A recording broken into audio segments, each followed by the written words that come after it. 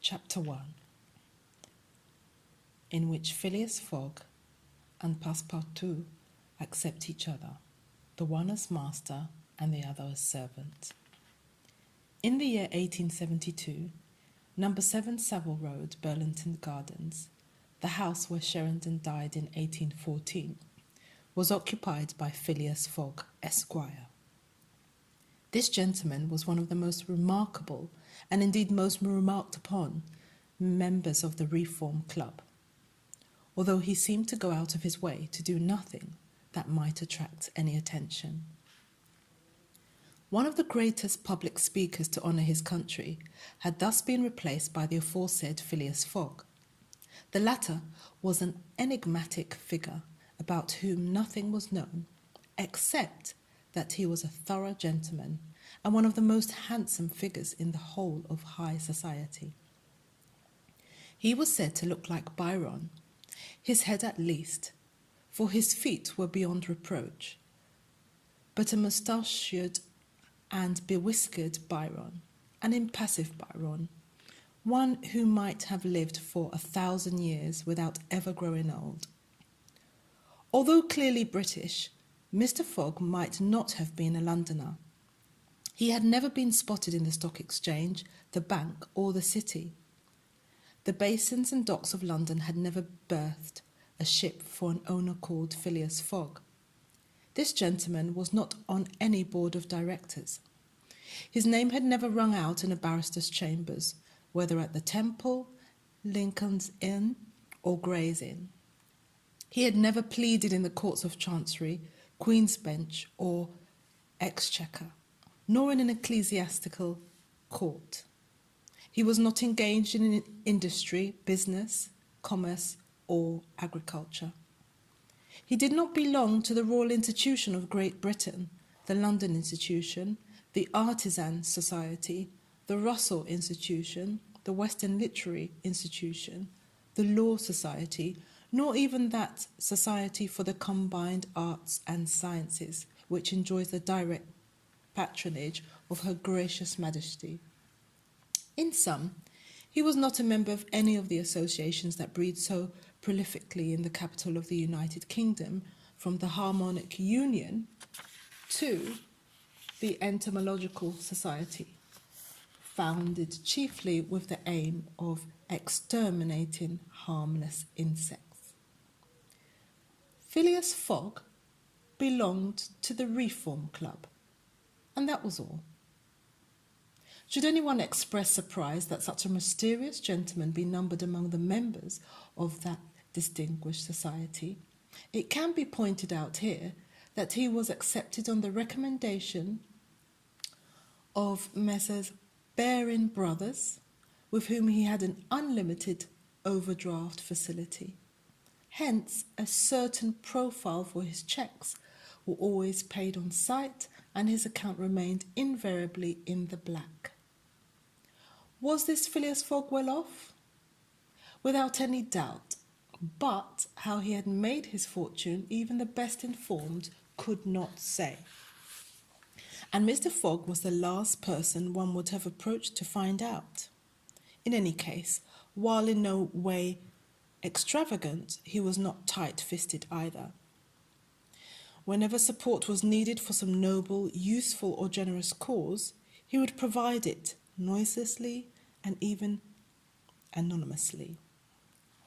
In short, the least communicative of men, he spoke as little as possible, and so seemed all the more difficult to fathom.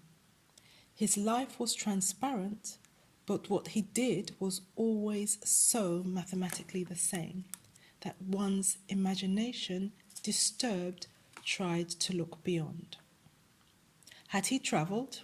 Probably, because no one possessed the map of the world as he did. Nowhere was so remote that he didn't seem to have some inside knowledge of it. Sometimes he would rectify, briefly and clearly, the 1,000 ideas about the clubs. He would demonstrate the most likely outcome, and he had seemed gifted with second sight, so often had the facts in the end borne out what he had said. He was a man who must have been everywhere. in his imagination at the very least. What seemed certain all the same was that Mr. Fogg had not been away from London for some years. Those who had the honour of knowing him a little better than most attested that, apart from the shortest route he took each day from his house to the club, no one could claim ever to have seen him anywhere else. His only pastimes were reading the newspapers and playing whist. It fitted his nature entirely that he often won at this silent game. His winnings, however, never stayed in his wallet, but formed instead a major part of his contributions to charity. In any case, it should be pointed out that Mr. Fogg clearly played for playing's sake, not so as to win. Whist was for him a challenge, a struggle against a difficulty, but one that required no action, no travel, and no fatigue, and so perfectly suited his character. As far as anyone knew, Phileas Fogg had neither wife nor children, which can happen to the most respectable, nor friends nor relatives, admittedly much rarer. Phileas Fogg lived alone in his house on Savile Row, and no one visited. Nobody ever knew what went on inside. A single servant attended to all his needs. He took lunch and dinner at the club at chronometrically set times, always at the same place, in the same room, never inviting his colleagues, never sharing his table with anyone else. He never used those comfortable rooms that the Reform Club likes to place at the disposal of its members, but always went home and retired straight to bed on the stroke of midnight. He spent 10 out of every 24 hours at home, whether sleeping or dressing and preparing to going out. If he went for a walk, it was invariably at a regular pace around the entrance hall, with its carefully laid out parquet, or else along the circular gallery, which is lit by its round cupola with blue glass and supported by 20 iconic columns of red porphyry. If he lunched or dined, the succulent dishes on his table were supplied by the kitchens, pantry, larder, fish stall, or dairy of the club. It was the servants of the same club, serious figures in dress coats and shoes sold with thick felt, who served him special china on an admirable Saxony tablecloth. It was a club crystal from long-lost moulds that accommodated his sherry, port, or claret, spiced with maidenhair, cinnamon sticks, and ground cassia bark. And it was club ice, brought over at huge expense from the Great Lakes, that maintained his wine at a satisfactorily cool temperature. If to live in such conditions is to be an eccentric, then it has to be admitted that eccentricity has its good points. Although not palatial, the house on Savile Row was remarkable for its level of comfort. Because of the regular habits of its occupant, the service was far from onerous. Nevertheless, Phileas Fogg demanded an extraordinary punctuality and reliability from his one servant. That very day, the 2nd of October, he had given notice to James Forster. The fellow had made the mistake of bringing in his shaving water at a temperature of 84 degrees Fahrenheit rather than the statutory 86. Mr. Fogg was even now expecting his successor, due to report between 11 and half past.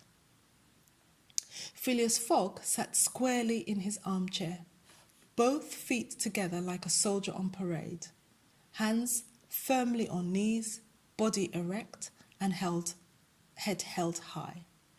He was watching the hands moving on the clock, a complicated apparatus that showed the hours, minutes, days, seconds, dates, and years.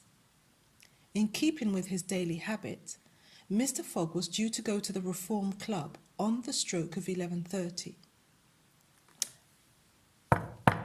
A knock came on the door of the morning room where Phileas Fogg was waiting.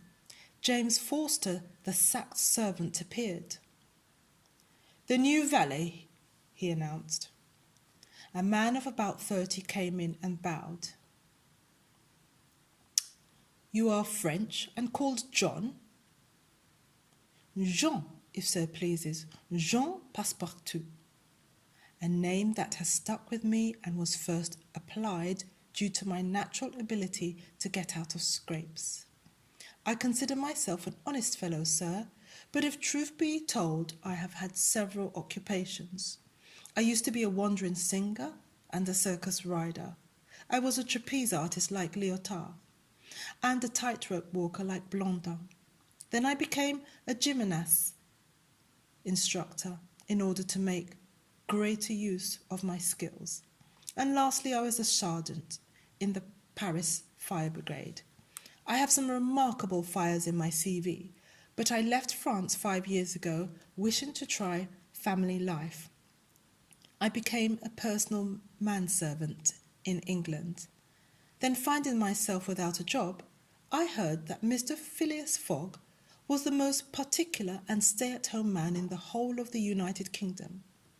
I presented myself at Sir's house in the hope of being able to live in peace and quiet and forget the very name of Passepartout. Passepartout suits me very well. You have been recommended to me. I have excellent references on your accounts. Are you aware of my terms?" "Yes, sir." "Very well, then. What time do you make it?" 11:22, replied Passepartout, pulling an enormous silver watch from the depths of his waistcoat pocket. "Your watch is slow." "Pardon me, sir, but that's impossible." "You're 4 minutes slow. It's of no consequence. What matters is to note the difference. So, starting from this morning, 11:29 a.m., on Wednesday the 2nd of October, 1872, you are in my employ." Whereupon Phileas Fogg got up, took his hat in his left hand, placed it on his head with the action of an automaton, and vanished without uttering another word. Passepartout heard the front door shut once. That was his new master going out. Then a second time, his predecessor, James Forster, leaving in turn. He stood alone in the house on Savile Row. End of chapter 1.